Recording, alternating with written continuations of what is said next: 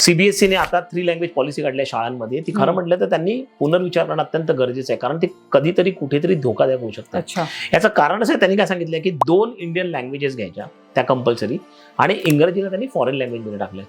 आता कुठलाही मुलगा, कुठलीही मुलगी कुठल्याही स्टेटमधली ही फॉरेन लँग्वेजमध्ये इंग्लिशच घेणार, कारण आपलं सगळं हायर एज्युकेशन इंग्लिशमध्ये, त्यामुळे इंग्लिशला पर्याय नाहीच आहे. आणि इंग्लिश मिडियममध्ये इंग्लिश पाहिजेच ना. आता प्रॉब्लेम असा आहे, त्याच्यामुळे तुम्ही फॉरेन लँग्वेज परमनंटली ब्लॉक करून टाकलात. इंग्लिशच्या ऐवजी तुम्ही फ्रेंच, जर्मन वगैरे लँग्वेज घेणारच नाहीत, कारण त्याची घ्यायची सुविधाच नाही. आता ज्या 2 लँग्वेजेस ज्या आहेत त्यातली एक नॅचरली मातृभाषा आहे, म्हणजे मी महाराष्ट्रात राहतो तर मराठीची भाषा घेणार.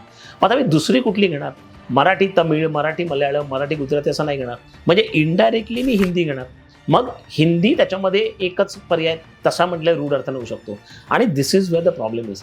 खरं म्हटलं तर दुसरी जी भाषा आहे त्याच्यामध्ये तुम्ही इंडियन लँग्वेज आणि फॉरेन लँग्वेज या दोघांचे जर का तुम्ही ऑप्शन दिलात, तर आपण जे म्हणतोय इंडियन हेरिटेज कल्चरला मुलांना एक्सपोज करायचं, ही चांगली गोष्ट आहे. पण त्याचा दुर्दैवाने परिणाम असा आहे की तुम्ही बाहेरच्या सगळ्या भाषांना मुलांना आत्तापासून त्यांना परावृत्त करताय.